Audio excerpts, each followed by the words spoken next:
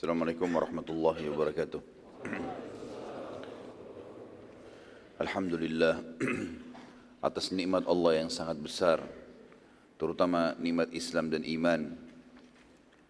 Allah Subhanahu wa taala menjadikan kita umat Muhammad sallallahu alaihi wasallam yang merupakan umat terbaik, dan juga adanya pasangan hidup, keturunan, nikmat makanan dan minuman, pakaian dan apapun yang kita miliki di muka bumi ini.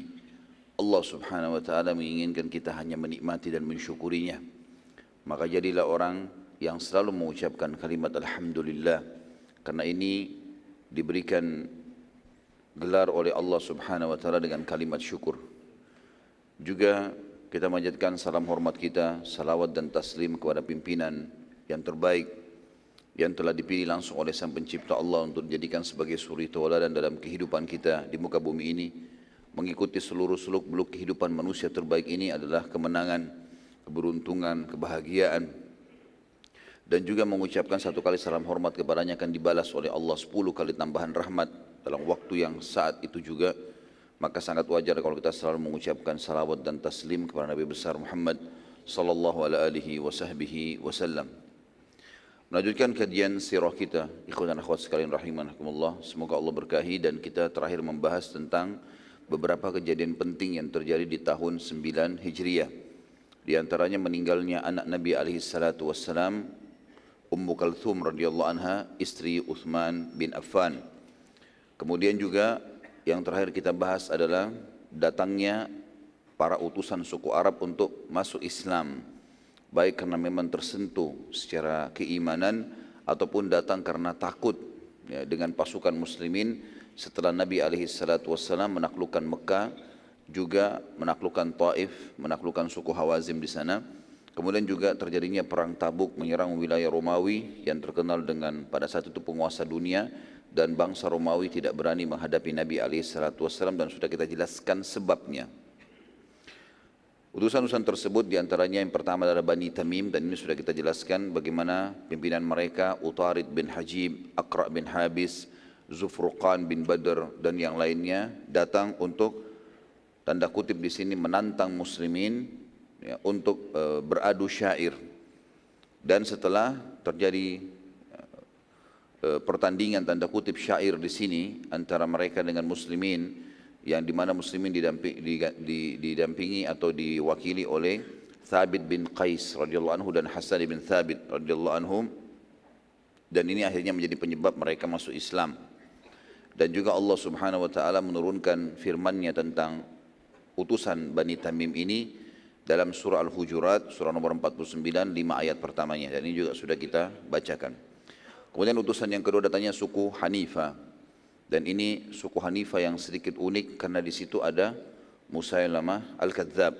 Sementara suku Hanifah ini sebenarnya seluruhnya sudah masuk Islam, tapi karena perilaku Musailamah Al-Kadzab yang akhirnya mengaku nabi juga dan diikuti oleh pengikutnya gara-gara seseorang yang telah murtad ya, dari sahabat Nabi SAW yang bernama Nahar ya, bin Umfud ya, atau Nahar tepatnya namanya.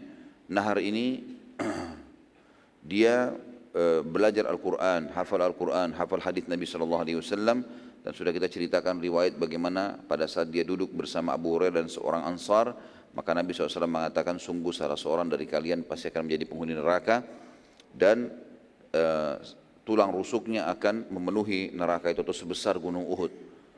Maka hal ini ditakuti oleh Abu Hurairah sampai akhirnya terbukti Naharlah yang telah murtad karena hasil negosiasi dengan Nahar bin Umfuwah ya, namanya Nahar bin Umfuwah ini. Dia negosiasi dengan Musailamah atau diajak negosiasi Musailamah Al-Kadzab untuk menjadi wakilnya. Akhirnya dia murtad dan membuat seluruh suku Hanifah pun murtad. Dan yang belum saya tekankan semalam itu atau kemarin adalah Nahar ini mati terbunuh di tangan pasukan muslimin ya. Setelah penyerangan wilayah Yamamah dan terbunuhnya Musailamah Al-Kadzab, Nahar pun terbunuh di tangan muslimin. Kemudian juga sudah kita ceritakan tentang suku Tai yang dipimpin oleh Adi bin Hatim ya, bagaimana Adi bin Hatim pada saat pasukan muslimin menyerang ke sana, dia melarikan diri ke negeri Syam bersama istri dan anaknya. Akhirnya adik perempuannya tertawan dan ringkas cerita adiknya pun masuk Islam.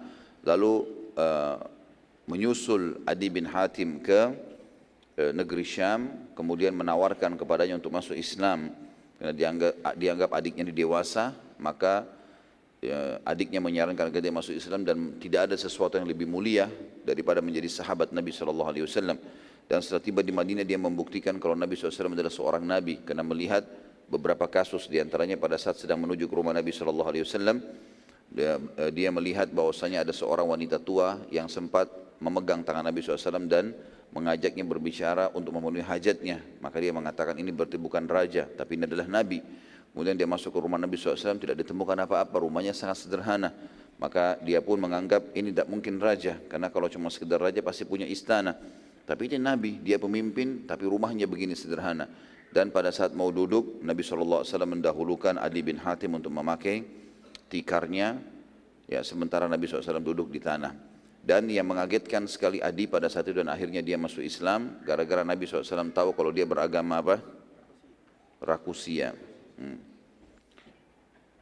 Dan setelah dia syahadat pun dia ikut sholat bersama Nabi SAW, dan dalam sholat Nabi SAW sengaja membaca ayat untuk meluruskan akidah Adi, yaitu membaca surah At-Taubah ayat 31 tentang banyaknya rahib-rahib dan pendeta-pendeta yang disembah selain Allah Subhanahu Wa Taala, selain mereka juga mentuhankan Al-Masih Isa alaihissalam.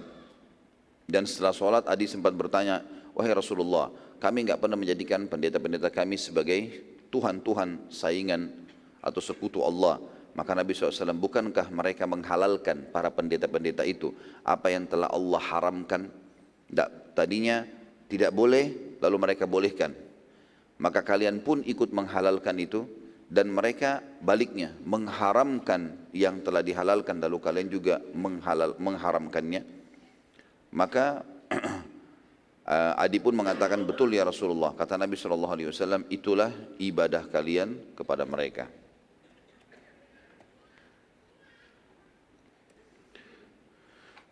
Juga teman-teman sekalian, Nabi SAW menjanjikan kepada Adi sambil mengatakan kepadanya, mungkin Adi, kamu dulu tidak mau masuk Islam karena kamu melihat muslimin miskin, ya.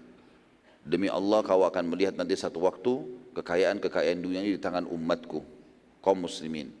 Mungkin yang membuat dulu kau tidak mau masuk Islam karena kau menganggap muslimin punya rumah-rumah gubuk, ya. Demi Allah nanti istana-istana Babilonia pun ada di tangan muslimin. Mungkin kau menganggap sekarang muslimin suka berperang di zamanku ini karena itu masa ekspansi, maka demi Allah kau akan melihat nanti, ya, keamanan tersebar di tengah-tengah umat ini, sampai-sampai seorang wanita berangkat dari Qadisiyah ke Mekah untuk haji sementara dia sendirian dan tidak takut kecuali kepada Allah. Maka Adi bin Hatim pun akhirnya membuktikan itu sambil mengatakan, aku betul-betul melihat dengan mata kepalaku kalau istana-istana Babilonia dikuasai oleh kaum muslimin sebagaimana penyampaian Nabi SAW. Kemudian juga aku telah melihat dengan mata kepalaku wanita berangkat dari Qadisiyah ke Mekah sendirian tanpa takut kecuali kepada Allah. Dan andai saja aku masih hidup, pasti aku akan melihat yang ketiga. Kita akan masuk sekarang, saudaraku seiman, lanjutannya suku-suku ini yang datang untuk masuk Islam. Yang keempat adalah suku Sa'ad ibn Bakar. Suku Sa'ad ibn Bakar. Pemimpin suku ini, suku Sa'ad bin Bakar ini bernama Dumam bin Tha'labah. Dumam bin Tha'labah. Dia terkenal sekali dengan ilmu firasahnya atau ilmu farasah, ya, orang Arab bilang. Farasah ini adalah ilmu yang bisa mengetahui orang yang dihadapannya bohong atau jujur dari wajah dan omongannya. Jadi kalau kita sekarang mempelajari bahasa tubuh, ya, mungkin teman-teman di militer mengetahui masalah ini, ya, baik di Polri atau di TNI mungkin lebih tahu masalah ini atau mempelajari secara khusus, ataupun mungkin teman-teman kita dari sisi medis, ya, para teman-teman psikiater ini mengetahui. Umumnya juga subhanallah orang-orang mukmin diberikan farasah ini, ya. Mereka bisa tahu orang ini bohong atau tidak, tapi itu tentu dari feeling, dan ini berbeda dengan sangka buruk, ya, karena memang dasarnya orang itu kelihatan dari bahasa dan gerak-gerik tubuhnya. Kaumnya berkata pada Dumam, wahai Dumam, pergilah dan temuilah Muhammad, lalu nilailah ia untuk kami. Kalau menurutmu ia jujur, maka kami akan beriman. Dumam pun pergi ke Madinah sebagai kepala suku Sa'ad bin Bakar ini dan memasuki masjid. Begitu dia masuk masjid, dia belum pernah lihat Nabi SAW. Lalu dia mengatakan, siapa di antara kalian anaknya Abdul Muttalib? Dia enggak katakan Nabi SAW, tidak sebutkan namanya.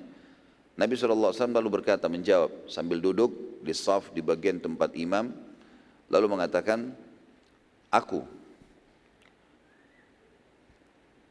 Dan orang Arab zaman dulu teman-teman sekalian, kalau kakek mereka terkenal, mereka suka menisbatkannya pada kakek. Karena Abdul Muttalib dikenal di Mekah, makanya dikatakan anak Abdul Muttalib. Ya. Kata Dumam, wahai Muhammad, aku akan menanyakan kepadamu pertanyaan, jangan tersinggung dan marah, karena aku akan terang-terangan. Kata Nabi SAW, silahkan. Dumam lalu berkata, wahai Muhammad, siapa yang menciptakan langit dan siapa yang menciptakan dan meninggikan langit? Maka kata Nabi SAW, Allah. Dumam berkata lagi, siapa yang menghamparkan bumi? Dalam riwayat lain dikatakan, Dumam ini berkata, aku bertanya kepadamu, jawablah dengan jujur, siapa yang menciptakan langit dan meninggikannya? Nabi SAW mengatakan Allah. Siapa yang menghamparkan bumi? Aku bertanya lagi kepadamu, jujurlah. Siapa yang menghamparkan bumi? Kata Nabi SAW, Allah. Lalu Dumam bertanya lagi, siapa yang menancapkan gunung-gunung di muka bumi ini? Kata Nabi SAW, Allah. Dumam lalu berkata lagi, aku bertanya padamu atas nama Allah yang telah menciptakan dan meninggikan langit, menghamparkan bumi dan menancapkan gunung-gunung. Apakah Allah yang telah mengutusmu pada kami? Nabi SAW pada saat itu lagi berbaring. Ya, biasanya Nabi SAW tradisi kalau lagi ngobrol sama sahabatnya, kadang-kadang duduk, kadang-kadang beliau ittika, beliau meletakkan siku kanannya di tanah, kakinya yang lonjor alaihissalam, lalu berbicara dengan para sahabat, menunjukkan waktu itu adalah waktu santai. Maka pada saat mendengarkan ini, tadinya Nabi SAW lagi berbaring, lalu duduk, karena pentingnya pertanyaan ini. Ditanya atas nama Allah pencipta langit, pencipta langit dan bumi dan menancapkan gunung-gunung. Maka Nabi SAW pun menjawab dengan sangat yakin dan tegas, iya. Dumam berkata lagi, aku bertanya atas nama Allah. Ya, pada saat itu langsung dia mengatakan begini, aku bersaksi bahwasanya tidak ada Tuhan yang berhak disembah selain Allah dan engkau adalah benar utusannya. Syahadat dia. Dumam berkata lagi, aku bertanya padamu atas nama Allah yang telah menciptakan dan meninggikan langit dan menghamparkan bumi dan menancapkan gunung-gunung. Apakah Allah yang telah memerintahkan kepadamu menyampaikan kepada kami agar sholat 5 waktu sehari? Kata Nabi SAW, iya. Dumam lalu berkata lagi, aku menanyakan lagi padamu atas nama Allah yang telah menciptakan dan meninggikan langit, menghamparkan bumi dan menancapkan gunung-gunung. Apakah Allah yang memerintahkanmu kepada kami agar menyampaikan kepada kami mengeluarkan zakat dari harta-harta kami? Kata Nabi SAW, iya. Dumam tanya lagi, aku menanyakan padamu atas nama Allah yang telah menciptakan dan meninggikan langit, menghamparkan bumi, menancapkan gunung-gunung. Apakah Allah memerintahkan kepadamu agar memerintahkan kami untuk puasa Ramadan selama sebulan? Kata Nabi SAW, iya. Dumam bertanya lagi, aku bertanya kepadamu atas nama Allah yang telah menciptakan dan meninggikan langit, menghamparkan bumi, menancapkan gunung-gunung. Apakah Allah yang memerintahkan kamu agar kami haji ke Baitillah, ke Ka'bah? Kata Nabi SAW, iya. Kata Dumam langsung, demi Allah, aku tidak akan menambah dan menguranginya. Ini aku pegangi. Lalu Dumam pun pulang ke kaumnya dan mengajak mereka masuk Islam. Nabi SAW waktu melihat Dumam pergi, beliau mengatakan, sungguh beruntung bila ia benar. Kalau orang ini jujur, benar. Riwayat lain, siapa yang ingin melihat salah satu penghuni surga, maka lihatlah orang ini. Artinya, betul-betul Nabi SAW mendapatkan wahyu kalau orang ini adalah jujur. Dan di sini teman-teman sekalian, yang dimaksud dengan dari awal dari ilmu farasah segala macam, Dumam bertanya sesuatu yang benar, dan dia ingin jawaban yang tidak gugup, ya, tidak ragu. Jadi bukan berarti farasa ini nebak-nebak orang, enggak. Memang faktanya pada saat dia bertanya, orang itu gugup menjawab. Kalau orang benar pasti dia gampang menjawabnya. Apa kamu tadi ke masjid? Iya, selesai. Jadi kalau enggak dia pasti ragu untuk menjawab. Ada Allah SWT berikan beban dalam jiwanya untuk menjawab karena dia tahu dia dirinya bohong gitu. Maka Dumam gara-gara itu masuk Islam dan semua sukunya masuk Islam gara-gara ini. Dan ini juga menandakan teman-teman sekalian pelajaran di sini. Bolehnya seseorang bertanya hal yang dia perlukan untuk menambah keyakinannya. Kita tahu dalam Al-Quran bagaimana Ibrahim alaihissalam meminta kepada Allah SWT agar diperlihatkan bagaimana menciptakan hewan-hewan. Waktu ditanya, bukankah kau sudah beriman? Kata Ibrahim apa? Bala, walakin yatma'inna qalbi. Benar, tapi aku ingin tenangkan hatiku. Memastikan ini adalah benar semuanya. Jadi boleh saja. Ya, begitu juga Musa alaihissalam minta agar diperlihatkan kepada Allah, diperlihatkan Allah SWT. Sampai akhirnya dia tidak mampu melihatnya dan dia lebih yakin lagi tentang kebenaran Allah Subhanahu wa taala. Jadi bolehnya bertanya di sini kalau memang diperlukan dan untuk menguatkan keyakinan. Selain daripada ini, kalau bertanya hanya untuk ya menyaingi para ulama atau para dai sekarang atau sengaja mencari-cari kesalahan mereka, ini semua madmum, ini enggak boleh. Ya, Nabi SAW melarang untuk belajar ilmu agama untuk menyaingi para ulama, niatnya untuk bersaing dengan mereka, ini tidak benar. Tapi bagaimana kita belajar untuk mendapatkan ilmu. Selanjutnya, ini yang ke-5 ya. Tadinya Bani Tamim, ya betul yang ke-5 ya. Utusan Najran, utusan dari wilayah Najran, dan ini kaum Nasrani. Mereka Najran ini seluruh wilayahnya Nasrani. Ya, kalau antum masih ingat dulu kita pernah bahas di awal-awal sirah dulu sebelum lahirnya Nabi SAW tentang adanya kisah gulam yang masyhur, banyak dai-dai kita nyampaikan dalam ceramah-ceramah mereka, kisah tentang anak muda dengan penyihir. Ya. Sudah dengar kan kisahnya? Subuh-subuh lemah sekali. Justru keberuntungan umat Islam itu di subuh hari ini. Di saat orang terbiasa tidur kita malah hidup gitu. Ya.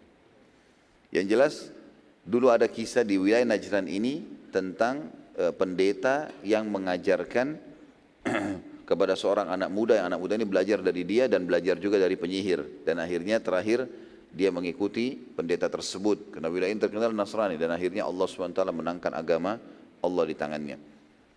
Nabi SAW mengirim surat secara khusus ke wilayah Najran dan penguasanya. Karena mereka Nasrani, mereka sebenarnya tahu orang yang paling dekat memahami Islam pada saat itu orang-orang Nasrani semestinya. Nabi SAW mengirim surat seperti biasa menawarkan Islam dan kalau mereka nolak ada jizyah, kalau mereka nolak maka akan terjadi peperangan. Surat Nabi SAW ini tiba di tangan pemimpin mereka dan pada saat itu pendeta yang menentukan keputusan di wilayah Najran.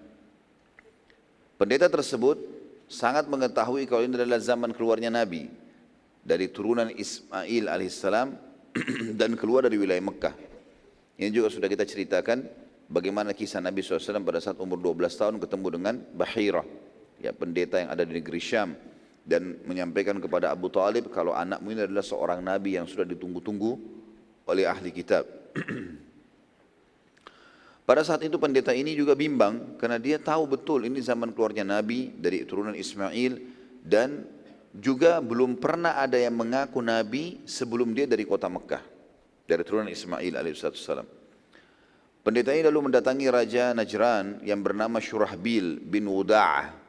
Ini Raja Najran pada saat itu Shurahbil bin Wuda'ah. Ia berkata, sungguh telah tiba selembar surat padaku yang berisikan pengakuan kenabian dari seseorang dari turunan Ismail dan semua ciri kenabian yang tersebutkan dalam Injil ada padanya. Bagaimana pendapat sang raja ini? Shurahbil ini terkenal di kalangan Arab adalah seseorang yang cerdas, ya, raja yang cerdas. Jadi dia dalam mengatur strategi perang, mengatur pemerintahannya, mengatur rumah tangganya, orang yang sangat rapi dan cerdas sekali dia.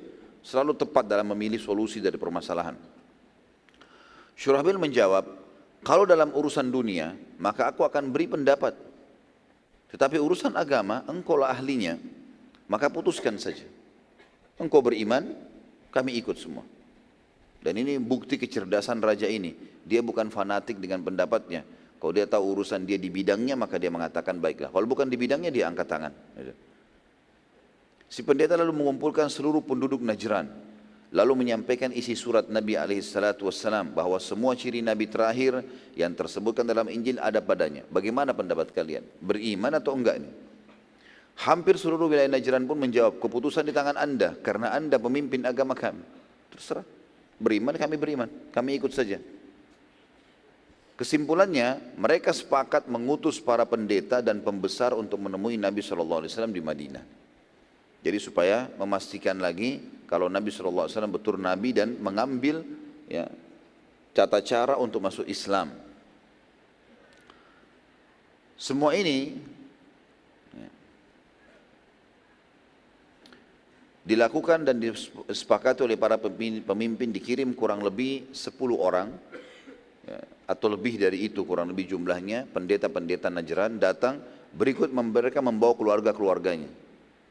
Dan untuk menguji Nabi SAW, mereka datang dengan menggunakan baju-baju ya, mahal mereka. Bahkan mereka menggunakan pakaian pada saat itu dari emas dan sutra.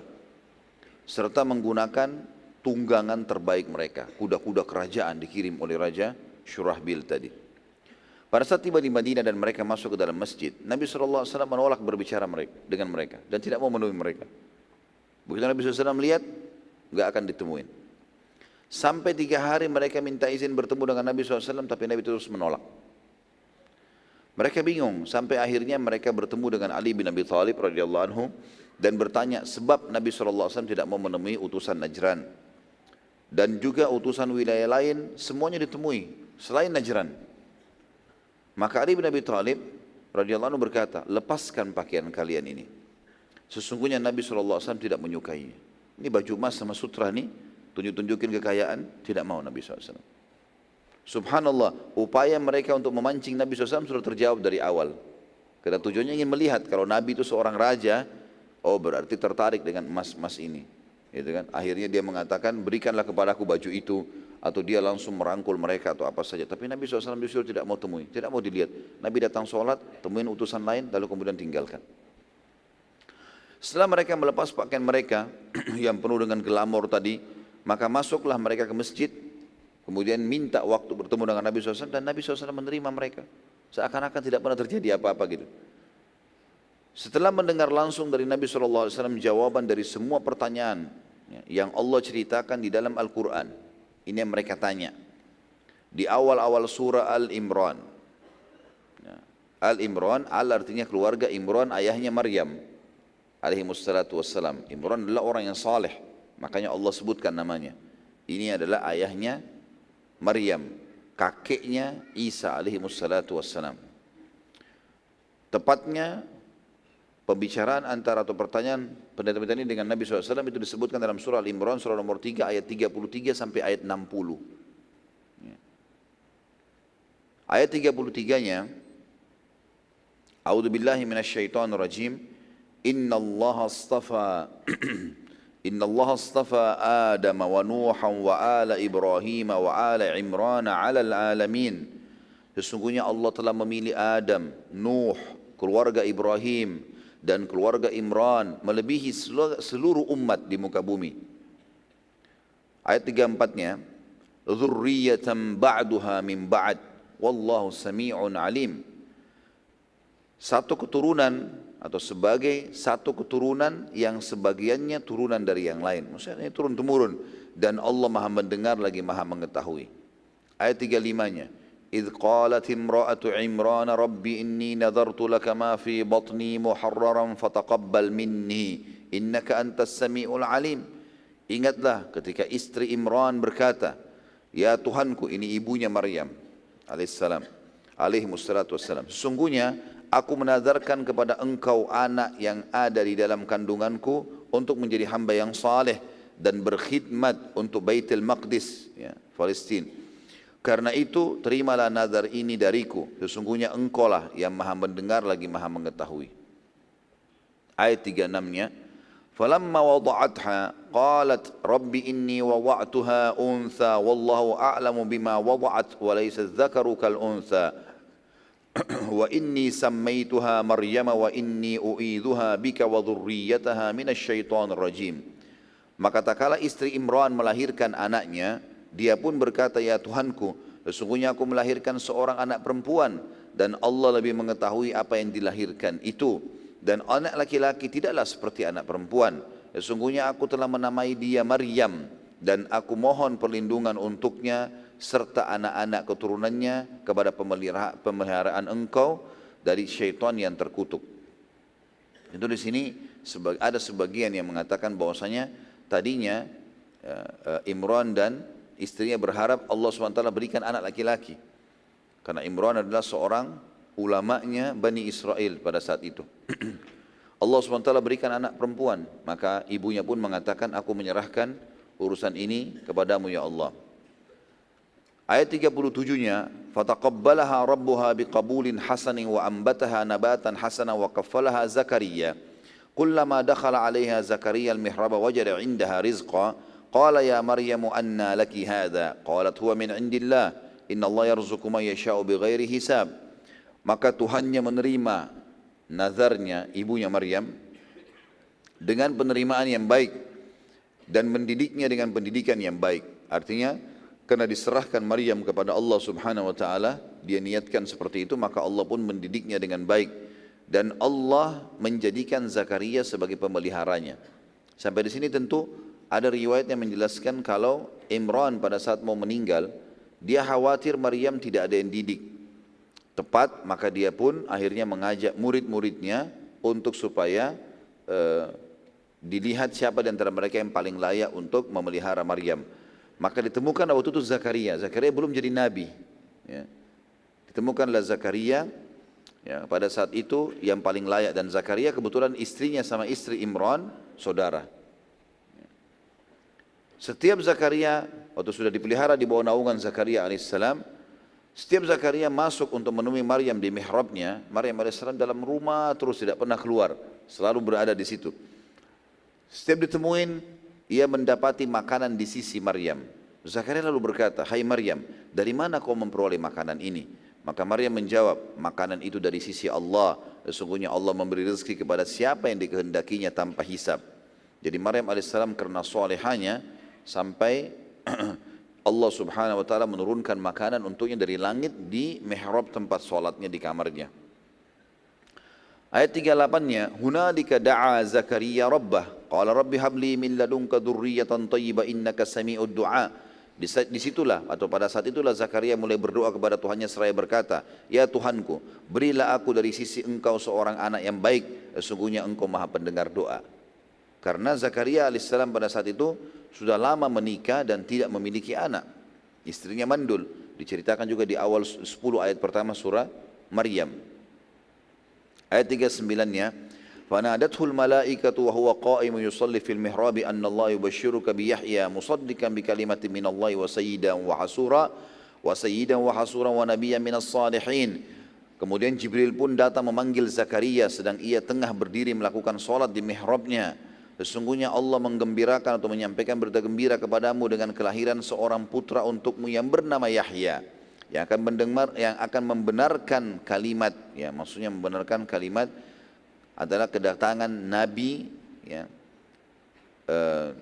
Setelah itu yang bernama Isa, dia akan membenarkan ini, dia akan beriman si Yahya yang datang dari Allah menjadi panutan, menahan diri dari hawa nafsu dan seorang nabi termasuk keturunan orang-orang saleh. Ayat 40-nya, qala rabbi anna yakunu li gulamu wa qad balagani al-kibar wa imra'ati akhir, qala kadzalika Allah yaf'alu ma yasha. Zakaria lalu berkata, ya Tuhanku, bagaimana aku bisa mendapatkan anak sedangkan aku sudah sangat tua dan istriku pun mandul. Allah pun berfirman, demikianlah Allah berbuat apa yang dikehendakinya. Ayat 41-nya, qala rabbi ij'al li ayah, qala ayatuka alla tukalliman nasa thalathata ayyamin illa ramza wadhkur rabbaka katsiran wasabbih bil 'ashyi wal ibkar. Maka berkatalah Zakaria pada saat itu, berilah aku tanda bahwasanya istriku telah mengandung ya Allah. Allah berfirman, tanda bagimu adalah kamu tidak dapat berkata-kata dengan manusia selama 3 hari kecuali dengan isyarat saja, dan sebutlah nama Tuhanmu sebanyak-banyaknya serta bertasbih dari waktu pagi dan petang. Artinya Zakaria alaihissalam minta, ya Allah kalau istriku hamil, karena waktu itu Zakaria umurnya tua sekali, ya. Pada saat hamil ini umurnya Zakaria 100 tahun dalam beberapa athar disebutkan dan istrinya 90 tahun. Maka Zakaria penasaran ingin lihat, sebelum istriku perutnya besar aku sudah tahu kalau dia hamil ya Allah. Maka Allah mengatakan tanda-tandanya pada saat istrimu hamil adalah kau tidak bisa tiba-tiba suaramu hilang, nggak bisa ngomong sama orang. Ya, dalam 3 hari hilang suara sama sekali dan kau hanya bisa memberikan isyarat. Kecuali suara Zakaria AS keluar kalau bertasbih dan berzikir kepada Allah Subhanahu wa taala. Ayat 42. Wa idh qalatil malaikatu ya Maryamu innallaha astafaki wa tahharaki wastafaki ala nisa'il alamin. Sekarang kita pindah ke kisah Maryam dan ingatlah ketika malaikat Jibril berkata, hai Maryam, sungguhnya Allah telah memilih kamu, mensucikan kamu dan melebihkan kamu atas segala wanita di dunia ini yang semasa dengan kamu. Tentu ini juga pelajaran teman-teman sekalian, laki-laki dan perempuan tetap bisa mulia di sisi Allah Subhanahu wa taala, ya. Walaupun memang semua nabi-nabi dari kalangan laki-laki, tetapi bukan berarti wanita tidak diberikan posisi yang tinggi di sisi Allah SWT. Keberadaan Isa AS justru karena kesolehannya ibunya Maryam alaihissalatu wassalam. Ayat 43-nya, Ya Maryam uqnuti li rabbiki wasjudi warka'i ma'ar raki'in. Hai Maryam, taatlah kepada Tuhanmu, sujud dan rukuklah bersama orang-orang yang rukuk. Artinya, sebagian ulama tafsir bilang, salatlah berjamaah. Ayat 44-nya, Dzalika min amba'il ghaibi nuhihi ilaik wa ma kunta ladaihim idh yulquna aklamahum ayyuhum yakfulu Maryam wa ma kunta ladaihim idh yakhtasimun. Yang demikian itu adalah sebagian dari berita-berita gaib yang kami wahyukan kepadamu hai Muhammad. Semua tadi yang disampaikan itu kau tidak tahu. Padahal kamu tidak hadir berserta mereka pada saat itu.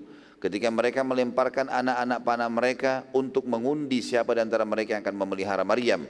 Dan kamu tidak hadir di sisi mereka ketika mereka bersengketa. Artinya waktu Imran akan meninggal dunia, ini murid-muridnya dikasih pilihan. Siapa kira-kira itu diundi siapa yang akan memelihara Maryam. Ayat 45-nya, Idh qalatil malaikatu ya Maryamu innallaha yubashshiruki bikalimatin minhu ismuhu Masihu Isa ibn Maryam. Idh qalatil malaikatu ya Maryamu innallaha yubashshiruki bikalimatin minhu ismuhul Masihu Isa ibn Maryam wajihan fid dunya wal akhirah wa minal muqarrabin. Ingatlah ketika malaikat berkata, hai Maryam, sesungguhnya Allah menggembirakan kamu atau menyampaikan berita gembira kepadamu tentang kelahiran seorang putra yang diciptakan dengan kalimat. Maksudnya membenarkan ya, kedatangan seorang nabi yang diciptakan ya, pada saat itu. Maksudnya membenarkan risalah nabi-nabi sebelumnya dan Nabi Muhammad SAW setelahnya. Yang datang dari sisi Allah, namanya Al-Masih Isa putra Maryam, seorang terkemuka di dunia dan juga di akhirat dan termasuk orang-orang yang dekat dengan Allah. Ayat 46-nya, wa yukallimun nasa fil mahdi wa kahlan wa minas salihin, dan dia bisa berbicara dengan manusia dalam buaian. Ya, dia bisa bicara sementara dia baik kepada manusia dan ketika sudah dewasa juga dia bisa menerangkan dengan agama Allah dan dia termasuk orang-orang saleh. Ayat 47. Qalat rabbi anna yakunu li waladun wa lam yamsasni bashar. Qala kadzalika yakhluqu ma yasha. Qala kadzalika yakhluqu ma yasha. Idza qada amran fa innama yaqulu lahu kun fayakun. Maryam berkata, ya Tuhanku, betapa mungkin aku mempunyai anak? Bagaimana bisa? Padahal aku belum pernah disentuh oleh seorang laki-laki pun. Allah pun berfirman melalui perantara Jibril alaihissalam, demikianlah Allah menciptakan apa yang dikehendakinya. Apabila Allah berkehendak menetapkan sesuatu, maka Allah hanya cukup berkata, jadilah, maka jadilah ia. Ayat 48, wa yu'allimuhul kitaba wal hikmata wat taurata wal injil, dan Allah akan mengajarkan kepada Isa itu Alkitab, maksudnya adalah Injil, hikmah dan juga Taurat, juga Injil. Sebagian ulama mengatakan makna Alkitab di sini adalah menafsirkannya dengan pelajaran menulis, dan ada pula yang menafsirkan dengan kitab-kitab yang diturunkan Allah sebelum Taurat dan Injil. Ayat 49-nya, wa rasulan ila bani Israil anni qad ji'tukum bi ayatin min rabbikum anni akhluqu lakum minat tini ka hayati at-tayr anni akhluqu lakum minat tini ka hayati at-tayr fa anfukhu fihi fayakunu tayran bi idznillah wa ubri'ul akmaha wal abrasa wa uhyil mauta bi idznillah wa unabbi'ukum bima ta'kuluna wa ma tadakhiruna fi buyutikum inna fi dzalika laayatan lakum in kuntum mu'minin. Dan sebagai seorang rasul kepada Bani Israel yang berkata kepada mereka, sesungguhnya aku telah datang kepadamu dengan membawa satu mukjizat dari Tuhan kalian, yaitu aku membuat untuk kalian dari tanah Nah, tanah biasa dibentuk seperti burung, kemudian aku meniupnya, maka ia menjadi seekor burung dengan seizin Allah. Itu salah satu mukjizat Nabi Isa alaihissalam. Dan aku menyembuhkan orang-orang yang buta sejak dari lahirnya dan orang yang berpenyakit sopak. Dan aku menghidupkan orang mati dengan izin Allah. Ini salah satu mukjizat. Siapapun yang mau beriman, butuh bukti, maka bisa orang matinya yang dia tunjuk dihidupkan oleh Isa alaihissalam. Tapi setelah itu meninggal lagi. Dan aku kabarkan kepada kalian apa yang kalian makan dan apa yang kalian simpan di rumah-rumah kalian. Sesungguhnya pada demikian itu adalah satu tanda-tanda kebenaran kerasulanku bagi kalian jika kalian sungguh-sungguh beriman. Ayat 50-nya, wa musaddiqan lima baina yadayya minat taurati wa liuhilla lakum ba'da alladhi hurrima alaikum wa ji'tukum bi ayatin min rabbikum fattaqullaha wa ati'un. Dan aku datang kepada kalian membenarkan Taurat yang datang sebelumku dan untuk menghalalkan bagimu atau bagi kalian sebagian yang telah diharamkan bagi kalian. Jadi ada yang diharamkan dalam Taurat, dalam Injil dihalalkan. Dan aku datang kepada kalian dengan membawa suatu tanda mukjizat dari Tuhan kalian, karena itu bertakwalah kepada Allah dan taatlah kepadaku. Ayat 51-nya, Inna Allah Rabbi wa Rabbukum fa'budu hadha siratum mustaqim. Jadi ini semua nanti kita akan dincikan bagaimana dialog Nabi SAW terjadi dengan orang-orang Najran. Di sini ayat ini jelas-jelas bagaimana menggambarkan Isa AS bukan anak Tuhan, bukan Tuhan. Dan memang Isa pun berkata di ayat 51, sesungguhnya Allah Tuhanku dan Tuhan kalian, hai Bani Israel, maka sembahlah dia saja, itu jalan yang lurus, enggak boleh menyekutukannya. Ayat 52, فلما أحس عيسى منهم الكفر قال من أنصاري إلى الله قال الحواريون نحن أنصار الله آمنا بالله واشهد بأننا مسلمون. Maka tatkala Isa mengetahui keingkaran mereka, Bani Israel, ada di antara mereka yang beriman, ada yang tidak, maka Isa pun berkata alaihissalam, siapakah yang akan menjadi penolong-penolong untuk menegakkan agama Allah? Maka para Hawariyun, atau istilah ini adalah para sahabat setiahnya Nabi Isa alaihissalam. Kalau kita seperti sahabat Nabi SAW, Abu Bakar, Umar, Uthman dan seterusnya, radhiyallahu anhum ajma'in. Para Hawariyun menjawab, kamilah penolong-penolong agama Allah. Kami beriman kepada Allah dan saksikanlah bahwa sungguhnya kami adalah orang-orang yang berserah diri. Ayat 53-nya, Rabbana amanna bima anzalta wattaba'na ar-rasula faktubna ma'asyahidin. Ya Tuhan kami telah beriman kepada apa yang telah Engkau turunkan dan telah kami ikuti Rasul. Karena itu masukkanlah kami dalam golongan orang-orang yang menjadi saksi atas keesaan Allah. Ayat 54-nya, wa makaru wa makarallahu wallahu khairul makirin. Orang-orang kafir mulai mengatur tipu daya. Jadi zaman Nabi Isa alaihissalam pun banyak orang-orang yang kufur kepada beliau dan mengatur tipu daya untuk membunuh Isa. Dan Allah membalas tipu daya mereka, dan Allah sebaik-baik pembalas tipu daya. Ayat 55-nya, idh qala Allahu ya Isa inni mutawaffika wa rafi'uka ilayya wa mutahhiruka minal ladhina kafaru wa ja'ilul ladhina ittaba'uka fawqa alladhina kafaru wa ja'ilul ladhina ittaba'uka fawqa alladhina kafaru ila yaumil qiyamah thumma ilayya marji'ukum fa ahkumu bainakum fima kuntum fihi takhtalifun. Ingatlah ketika Allah berfirman, dan makna ingat dalam Al-Quran artinya pelajarilah. Hai Isa, sesungguhnya aku akan menyampaikan kepadamu atau menyampaikan kamu kepada akhir ajalmu dan mengangkat kamu kepadaku serta membersihkan kamu dari orang-orang kafir dan menjadikan orang-orang yang mengikuti kamu di atas orang-orang yang kafir hingga hari kiamat. Kemudian hanya kepada akulah engkau akan dikembalikan dan aku memutuskan di antaramu dengan hal-hal atau di antara kalian hal-hal yang telah kalian perselisihkan. Nah, jadi waktu itu terjadi peperangan antara Nabi Isa alaihissalam dengan orang-orang yang kufur di antara kaumnya, ya. Sampai puncak-puncaknya mereka berusaha untuk membunuh dan mensalib Isa alaihissalam. Ayat 56-nya, فَأَمَّا الَّذِينَ كَفَرُوا فَوَعَذِّبُهُمْ عَذَابًا شَدِيدًا فِي الدُّنْيَا وَالْآخِرَةِ وَمَا لَهُمْ مِنْ نَاصِرِينَ. Adapun orang-orang kafir, maka aku akan siksa, kata Allah, mereka dengan siksa yang sangat keras di dunia dan juga di akhirat, dan mereka tidak memperoleh penolong. Ayat 57-nya, وَأَمَّا الَّذِينَ آمَنُوا وَعَمِلُوا الصَّالِحَاتِ فَيُوَفِّيهِمْ أُجُورَهُمْ وَاللَّهُ لَا يُحِبُّ الظَّالِمِينَ. Adapun orang-orang yang beriman dan juga mengerjakan amal-amal saleh yang telah diturunkan dalam Injil pada saat itu, maka Allah akan memberikan kepada mereka dengan pahala yang sempurna, ya, sebagai balasan amal-amal mereka, dan Allah tidak menyukai orang-orang zalim. Ayat 58, 3 ayat terakhir sampai ayat 60, dzalika natluhu 'alaika minal ayati wadh-dzikril hakim. Demikianlah kisah Isa kami membacakan kepadamu hai Muhammad sebagai bukti dari tanda-tanda kerasulannya dan membacakan Al-Quran ini kepadamu dengan penuh hikmah. Artinya kalau bukan Nabi SAW, Nabi tidak mungkin bisa merincikan seperti ini. Ayat 59, inna mathala Isa indallahi kamathali Adam khalaqahu min turabin thumma qala lahu kun fayakun. Sesungguhnya perumpamaan penciptaan Isa di sisi Allah adalah sama dengan penciptaan Adam. Allah menciptakan Adam dari tanah, kemudian Allah berfirman kepadanya, jadilah seorang manusia, maka jadilah dia. Ayat 60-nya, Al-haqqu min rabbika fala takum mimman mumtarin. Apa yang telah kami ceritakan kepada Muhammad ini adalah benar, yang datang dari Tuhanmu, karena itu janganlah kamu termasuk orang-orang yang ragu-ragu. Allah Subhanahu wa taala menjelaskan panjang lebar pembicaraan Nabi SAW dengan para pemuka dan pendeta wilayah Najran, dan ayat-ayat di atas menggambarkan tentang dakwah Nabi SAW kepada mereka, karena mereka datang lalu mereka menanyakan tentang Isa alaihissalam dalam Islam. Maka Allah pun menurunkan tadi ayat-ayat tersebut menceritakan tentang bagaimana kisah pertama ibunya Maryam sampai akhirnya menyerahkan Maryam kepada Allah, lalu kemudian dididik oleh Zakaria, lalu kemudian Maryam didatangi oleh Jibril alaihissalam, lalu kemudian hamillah tanpa suami, sampai akhirnya Allah menjelaskan di penutup berupa ayatnya tadi kalau perumpamaan Isa sama dengan Adam di sisi Allah. Ya, dua-duanya diciptakan dari tanah dan dikatakan jadi maka jadilah dia, tidak melalui proses biologis, ya. Karena orang-orang Nasrani pun sempat bingung dan mengatakan, sebagian mereka mengatakan kalau Maryam punya suami, ya. Entah dinamakan Yusuf, dinamakan nama, pokoknya nama-nama banyak diberikan, itu adalah dianggap suaminya Maryam sehingga lahirlah Isa alaihissalam. Ini tidak benar. Makanya Allah SWT menekankan di ayat terakhir tadi, ini benar dari informasi dari Tuhanmu, maka jangan kamu ragu-ragu. Yang lain daripada ini sudah tidak benar.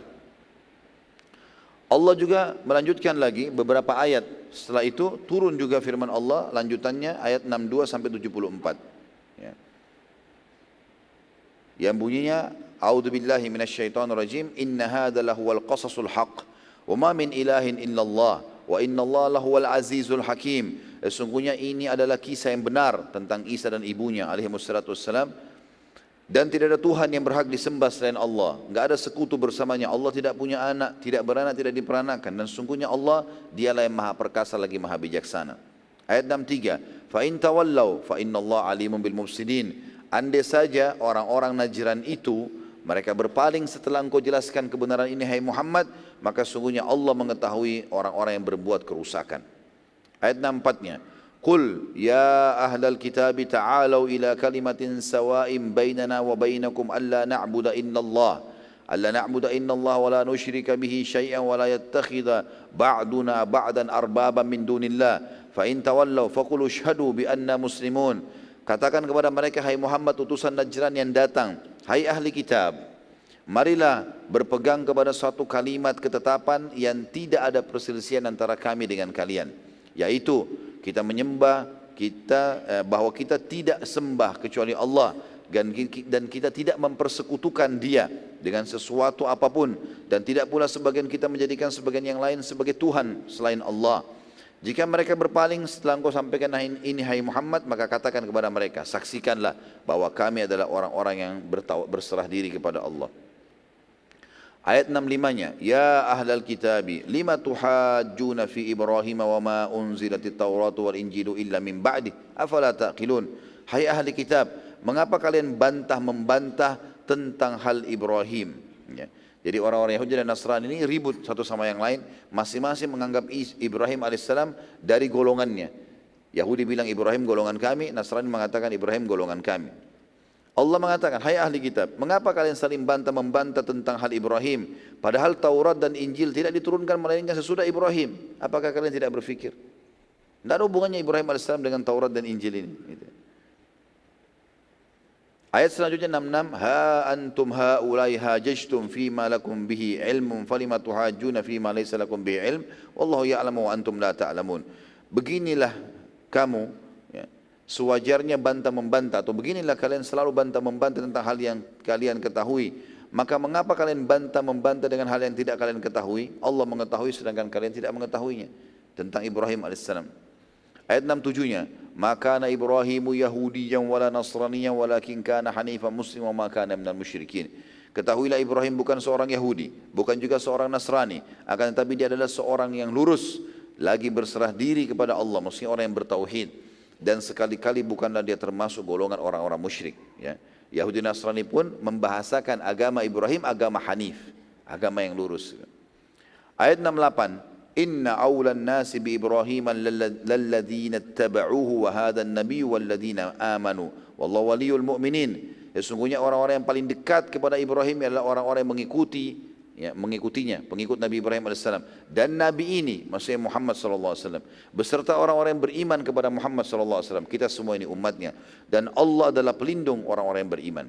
Ayat 69, Waddat ta'ifatun min ahli kitabi la yudillunakum wa ma yudilluna illa anfusahum ma yash'urun.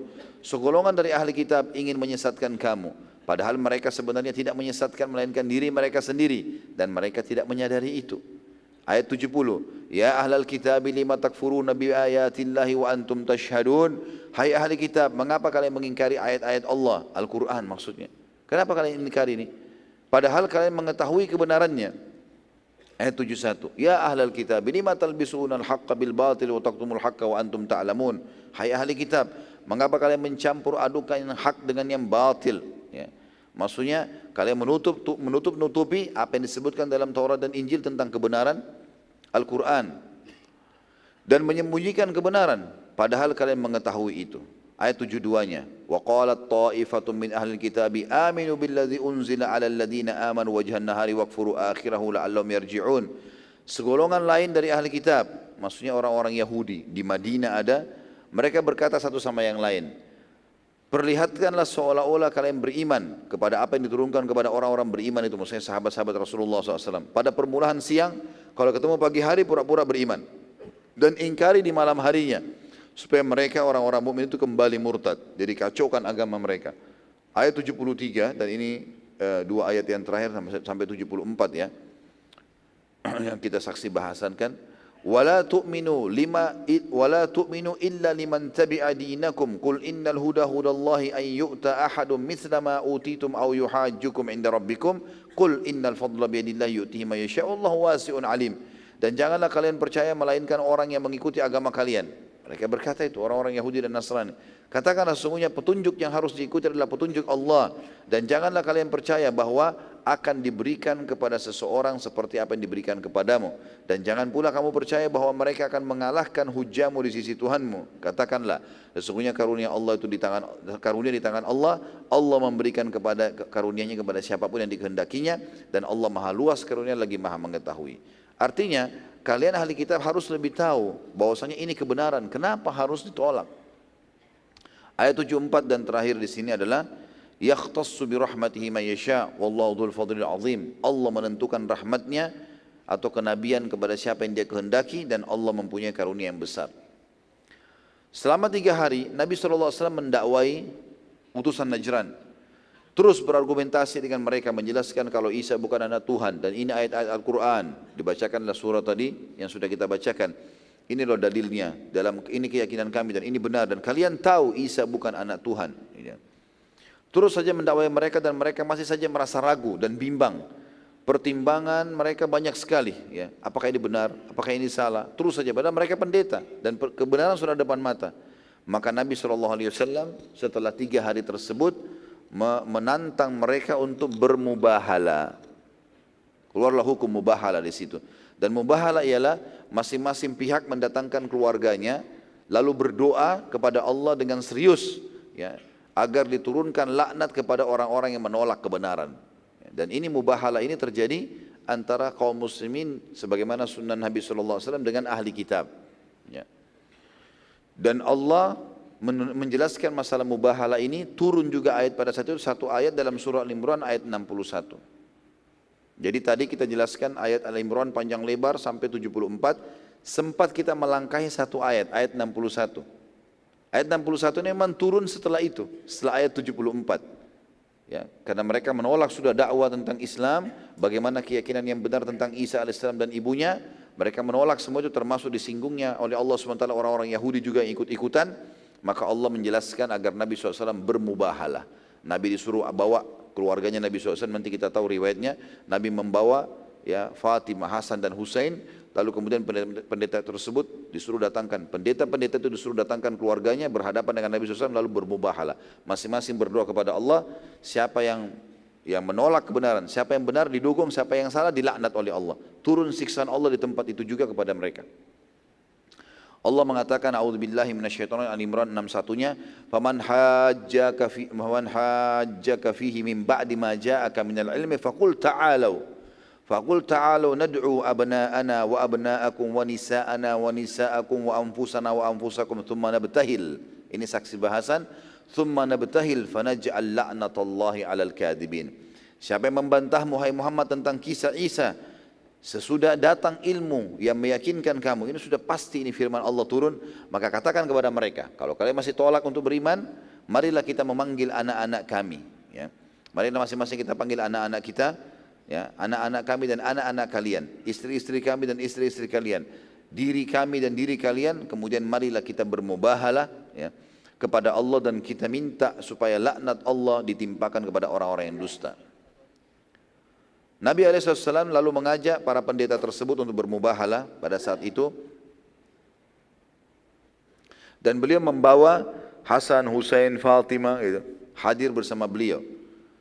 Dan menantang mereka untuk bermubahalah di sebelah sebuah gunung, ya, tepatnya di pinggir kota Madinah.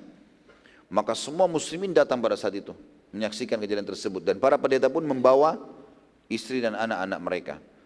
Saat semua sudah bertemu di dekat gunung tersebut dan akan dimulai mubahalah, maka tiba-tiba saja di atas gunung tersebut terdapat awan yang sangat gelap dan hitam, ya.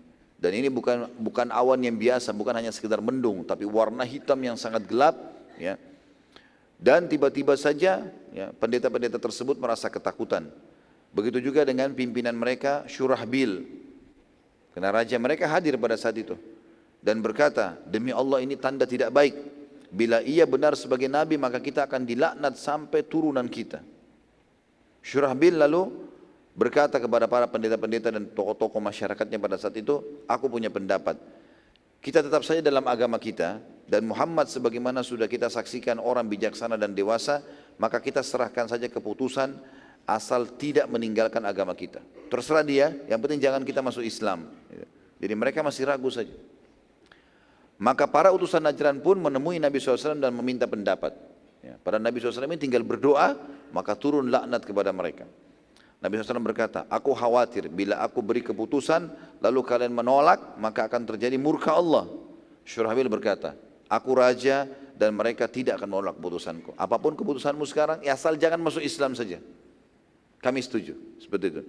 Maka Nabi SAW berkata, bila kalian tetap menolak Islam, maka kalian wajib membayar jizyah. Bayar upeti, per orang harus bayar. Dan itu nanti disepakati setelah kasus ini. Kalau memang setuju jizyah, maka Nabi SAW akan tentukan per orang, per kepala bayar sekian dan seterusnya. Itu tergantung keputusan pemimpin setempat. Nabi SAW lalu berkata, bila kalian tetap menolak Islam, maka kalian akan bayar jizyah. Maka Syurahbil pun pulang dan berkata kepada para pendeta, kita akan membayar jizyah. Dan tidak mungkin kita menolak ini lagi, karena kalau tidak terjadi peperangan. Maka seluruh utusan Najran pun setuju dengan keputusan ini. Dengan keputusannya maka seluruh wilayah Najran akhirnya menjadi wilayah kekuasaan muslimin. Hanya saja mereka masih dalam keadaan Nasrani. Dan pada saat itu berjalan jizyah, ya, dari penduduk Najran, ya, di masa hidup Nabi SAW. Kemudian utusan setelahnya adalah utusan Himyar, ya. Utusan Himyar ini Nabi SAW mengirim surat kepada penduduk wilayah Himyar dan di dalamnya terdapat hukum-hukum Islam, terutama rincian masalah zakat.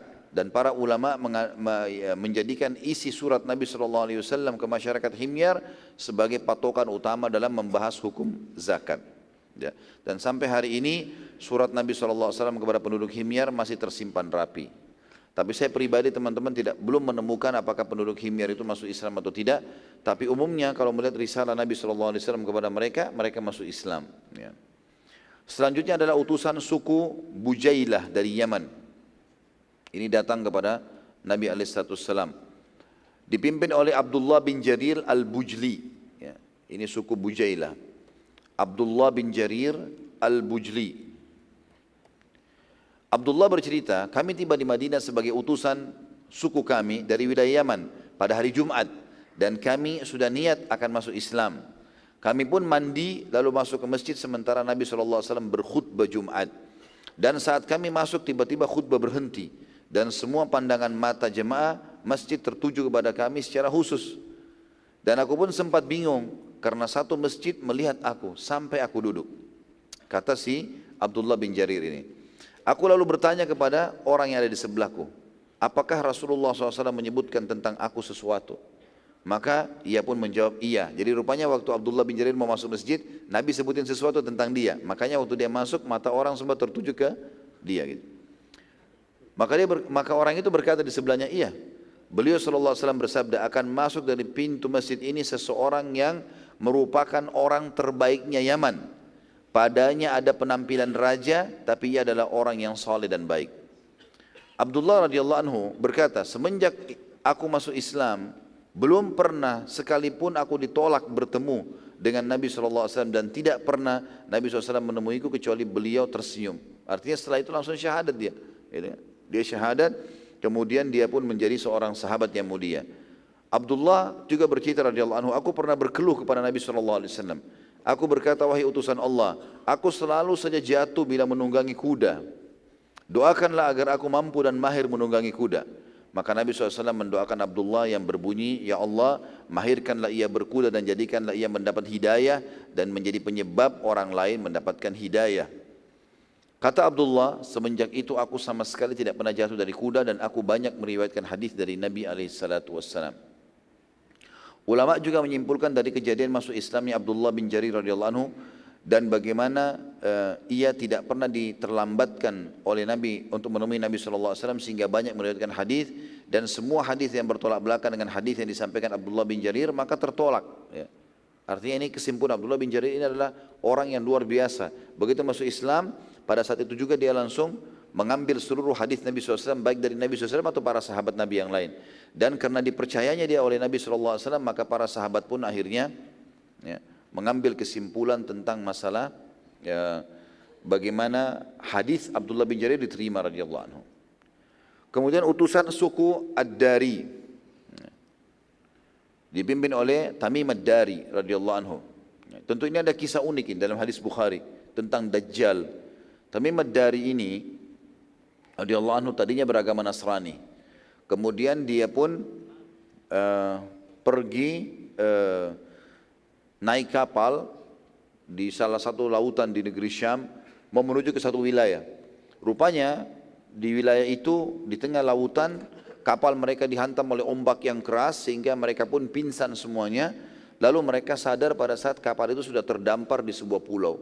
Dan mereka pada saat terbangun mereka menemukan ada sosok ya, hewan yang berbulu tapi bisa berbicara. Ya.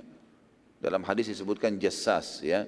Yang jelas dia duduk, dia berbicara mengatakan, datanglah ke tengah pulau ini karena ada orang yang mau menemui kalian. Maka kata Tamim Ad-Dari radhiyallahu anhu, waktu itu masih Nasrani. Dia bilang, kami pun jalan ke tengah-tengah pulau, kami temukan ada seseorang yang sedang dibelenggu di dalam sebuah gua.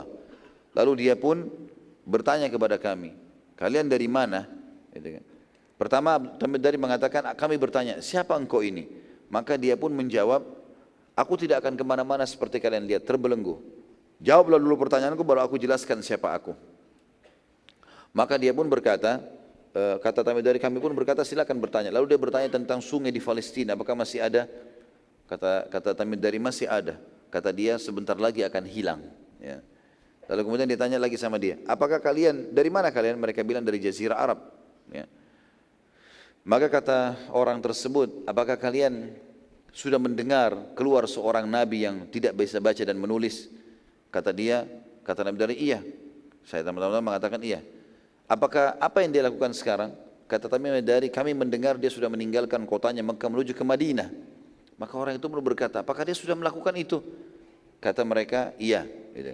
Ditanya, closing hadis, penutup hadis adalah, apakah kalian sudah beriman kepadanya? Maka kata Tamim Dari, belum. Lalu kemudian orang itu berkata, pulanglah dan berimanlah kepadanya sebelum aku keluar karena aku adalah Dajjal yang akan keluar di akhir zaman nanti. Ini dijelaskan dalam hadis Bukhari, hadisnya panjang sekali, saya simpulkan tadi. Kemudian Tamim Ad-Dari sama teman-temannya langsung kembali ke kapalnya dan tidak jadi melanjutkan perjalanan karena kejadian ini. Kemudian mereka pun membalik kapal tersebut menuju ke kota Madinah. Subhanallah, begitu tiba di Madinah, begitu masuk di masjid Nabi SAW, Nabi SAW baru saja selesai menceritakan tentang Dajjal. ciri-cirinya Dajjal, dia akan keluar akhir zaman dan seterusnya. Tamim ad-Dari langsung duduk dan mengatakan, wahai Rasulullah, dia enggak bilang lagi wahai Muhammad, sudah yakin. Ya. Kami memiliki cerita, seperti inilah ceritanya, diceritain sama dia. Waktu dia menceritakan tentang Dajjal, Nabi SAW mengatakan sebentar, kumpulkan muslimin, kumpul semua muslimin, dengarkan baik-baik apa yang disampaikan orang ini untuk membuktikan kebenaran riwayat yang telah Nabi SAW sampaikan sebelumnya. Baru saya Nabi SAW cerita tentang Dajjal, lalu ini bukti lapangan orang ini menemukannya. Dan ini juga sebagian ulama berpegang pada hadis yang mengatakan Dajjal sudah ada. Ya. Cuma kuasa Allah SWT diletakkan di mana Allahu alam. Karena di situ juga tidak disebutkan di pulau mana. Keadaannya Tamim ad-Dari dan teman-temannya pingsan pada saat itu. Akhirnya terjadilah masuk Islam Tamim ad-Dari radhiyallahu anhu dan menjadi seorang sahabat yang mulia. Kemudian utusan suku Harith bin Ka'ab. Pada tahun 9 Hijriah, Nabi SAW mengutus Khalid bin Walid menyerang suku Harith bin Ka'ab, yang akhirnya membuat mereka menyerahkan diri dan mengutus utusan mereka ke Madinah. Para utusan mereka datang, maka pertama kali Nabi SAW berkata-kata dengan sangat tegas dan menjadi penyebab semua suku Arab berdatangan tanpa tunggu lagi diserang. Jadi karena suku ini tidak mau datang, Nabi SAW menunggu sekarang. Setelah perang Tabuk, semua harus datang masuk Islam. Yang tidak datang diserang. Beliau SAW berkata, apakah kalian diserang terlebih dahulu baru mau datang masuk Islam? Nabi SAW mengurangi perkataan tersebut sampai berulang-ulang kali. Lalu Nabi SAW menutup perkataan mengatakan, demi Allah, bila setelah Khalid bin Walid datang pada kalian dan kalian tetap juga tidak mau masuk Islam, maka aku akan menjadikan leher-leher kalian di bawah telapak kakiku. Artinya aku akan membunuh, hukum mati. Kenapa kamu masuk Islam? Sampai akhirnya pimpinan mereka berdiri dan berkata, sungguh Allah dan Rasulnya lebih pantas dimuliakan. Demi Allah, wahai utusan Allah, bukan anda juga Khalid yang telah membuat kami datang, tetapi Allah. Maka Nabi SAW menjawab, benar. Setelah kejadian perkataan Nabi SAW tersebut kepada suku Harith tadi, maka tersebar berita bahwasanya Nabi SAW mulai hari ini tidak akan lagi berlemah lembut kepada orang yang menolak Islam di Jazirah Arab. Harus datang semuanya. Dan setelah kejadian masuk Islamnya suku-suku Arab, maka Nabi SAW mengutus ke Yaman untuk mengutus beberapa sahabat untuk menjadi da'i di Yaman. Dua orang sahabat yang masyhur adalah Abu Musa al-Asy'ari dan Mu'adz bin Jabal radhiyallahu anhu menjadi da'i di Yaman. Nabi SAW juga menitip pesan kepada keduanya agar jangan berselisih. Lalu Nabi SAW memeluk Mu'adz bin Jabal seraya berkata kepadanya, mungkin aku tidak akan menemuimu lagi setelah tahun ini. Maka Mu'adz pun menangis seraya mengatakan, sungguh Nabi SAW sudah berpamitan, artinya akan meninggal dunia. Dan gara-gara ini juga teman-teman sekalian, semua suku-suku datang masuk Islam. Setelah suku Harith ini semuanya tidak terkecuali Jazirah Arab datang semuanya. Maka turunlah surah An-Nasr pada saat itu. Surah nomor 105, 3 ayat utuh. Ya, ini antum hafal lah pasti. Ya. Ini sudah paling disukai di Indonesia karena dipakai dalam sholat. Tapi turunnya pada waktu itu. Ya. A'udzubillahi minasyaitonirrajim. Idza jaa nasrullahi wal fath wa ra'aitan nasa yadkhuluna fi dinillahi afwaja fasabbih bihamdi rabbika wastaghfirhu innahu kana tawwaba. Apabila telah datang pertolongan dan kemenangan dari Allah, jadi Allah sudah berikan kemenangan, Nabi SAW mutlak, tidak ada lagi yang bisa melawan kaum muslimin pada saat itu, sampai Romawi pun ketakutan. Ayat 1, ayat 2-nya, dan kamu melihat hai Muhammad, manusia sekarang masuk berbondong-bondong ke agama Allah. Ini janji Allah selama ini kau tunggu, cuma yang beriman. Dan kita lihat transisi subhanallah, 13 tahun, dari 23 tahun dakwah Nabi SAW, 13 tahun cuma 153 orang. 10 tahun fase Madinah seluruh Jazirah Arab beriman. Baik mau atau tidak mau. Kalau tidak mau diperangi. Kalau enggak mau pun harus bayar jizyah. Ya minimal bayar jizyah di sini. Maka ayat 3-nya, bertasbihlah dan memuji Tuhanmu dan memohon ampunlah, sesungguhnya Dia Maha menerima taubat. Pada saat turun surah ini, maka semua sahabat bergembira kecuali Abu Bakar radhiyallahu anhu. Beliau sempat menangis terisak-isak.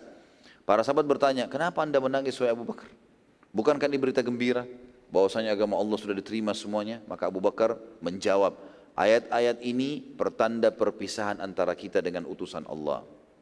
Maka Nabi SAW pun mengatakan, Abu Bakar benar. Artinya sudah turun ayat ini, agama Allah sudah menang, berarti yang diutus sudah selesai tugasnya.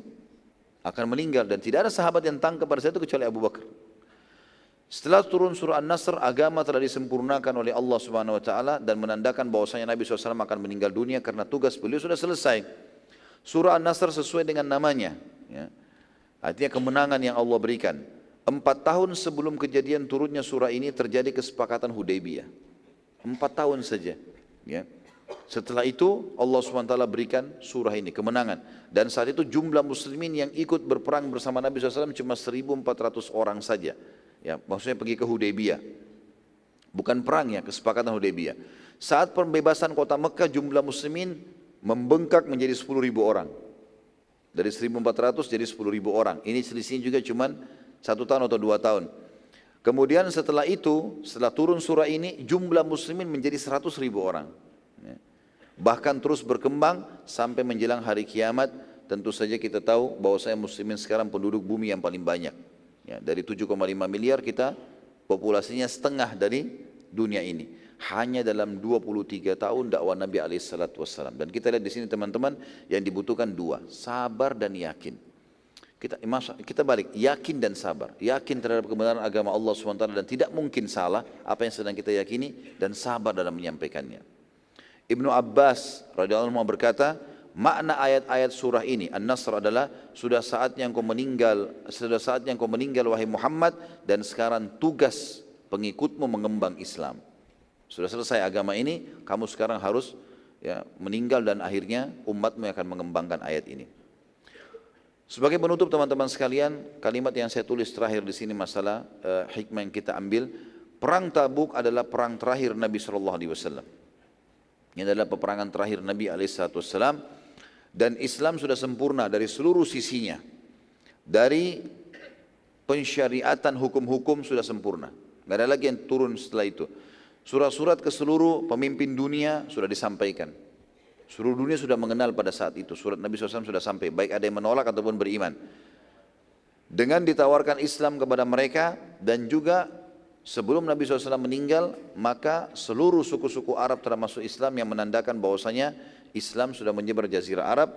Dan juga wilayah negeri Syam, utara jazirah Arab, akan terbuka di akhir hidup Nabi SAW. Nanti Nabi bentuk pasukan Usama bin Zaid untuk menyerang wilayah negeri Syam. Gitu kan. Memang sudah mau ekspansi rencananya. Tapi memang Allah sudah menakdirkan berbeda Nabi SAW meninggal sebelum itu terjadi. Dan nanti kita tahu ekspansi terjadi di zaman Umar bin Khattab. Baik itu ke negeri Syam, adanya perang Yarmuk. Baik itu ke timur jazirah Arab, ke wilayah Persia, Irak, Iran, Afghanistan dan Rusia ada Qadisiyah. Kemudian juga ada peperangan menembus Mesir. Ini terjadinya perang Yarmuk di negeri Syam ini tahun 15 Hijriah. Nabi SAW meninggal tahun 11 Hijriah. Jadi 4 tahun setelah itu terjadi. Kemudian ada Qadisiyah tahun 16 Hijriah. Kemudian Mesir, pembukaan Afrika daerah barat Jazirah Arab itu tahun 20 Hijriah. Dan ini teman-teman sekalian dalam hitungan tahun yang sedikit saja Islam sudah menyebar di mana-mana. Dan ini menandakan sekali lagi tentang kebenaran agama Islam. Wallahu a'lam. InsyaAllah pertemuan akan datang nanti kita akan bahas tentang haji wada Nabi SAW, haji perpisahan beliau, lalu wasiat-wasiatnya, ayat-ayat yang turun pada saat itu. Kemudian juga kita akan menceritakan insyaAllah pertemuan akan datang nanti masalah prosesi kematian Nabi SAW, pemakaman beliau, dan juga penobatan Abu Bakar radhiyallahu anhu menjadi khalifah sebagai pengganti beliau. Allahu a'lam. Baik, sampai sini insyaAllah bahasannya. Mudah-mudahan apa yang kita bahas selama ini bermanfaat buat kita, dan Allah jadikan sebagai tambahan amal kita pada hari kiamat. Semoga seluruh amal yang pernah kita kerjakan, yang sedang kita kerjakan dan akan kita kerjakan ke depan sampai menjelang ajal datang nanti diterima dengan pahala yang sempurna dan benar sesuai dengan Allah dan Rasulnya inginkan. Dan semoga semua dosa yang pernah kita lakukan, sengaja tidak sengaja, kecil ataupun besar, samar ataupun nyata, semuanya diganti dengan kemahamurahan Allah menjadi pahala. Dan semoga Indonesia menjadi negara yang aman, tentram, damai, seluruh umat Islam di bawah naungan ukhuwah Islamiyah, diangkat perselisihan di antara mereka, dan dalam hal ibadah mereka kembali kepada Al-Quran dan Sunnah. Dan semoga saja Allah mengaruniakan pemimpin muslim yang adil, yang kembali kepada Al-Quran dan Sunnah, dan menjadi contoh bagi negara-negara yang lain. Dan semoga saja Allah SWT menolong saudara kita di Palestina, di Syria, di Yaman, di Irak, di Myanmar, di Ahsa, di mana mereka sedang tertindas. Semoga Allah SWT memberikan kepada mereka kemenangan, pertolongan, dan juga mengikut sertakan kita bersama mereka di pahala, baik dengan doa, dengan harta, juga dengan jiwa kita. Dan semoga Allah Subhanahu wa taala menyatukan kita semua yang mengikuti acara ini di masjid ini, mengikuti acara kita live, dan juga mengikuti acara ini dengan mengulang-ulangnya atau menyerahkan atau menyebarkan kepada orang muslimin agar bermanfaat. Semua disatukan di surga firdausnya tanpa hisab. ya, sebagaimana kita disatukan dalam majlis ilmu ini. Subhanakallahumma bihamdika asyhadu an la ilaha illa anta astaghfiruka wa atubu ilaik. Wassalamualaikum warahmatullahi wabarakatuh.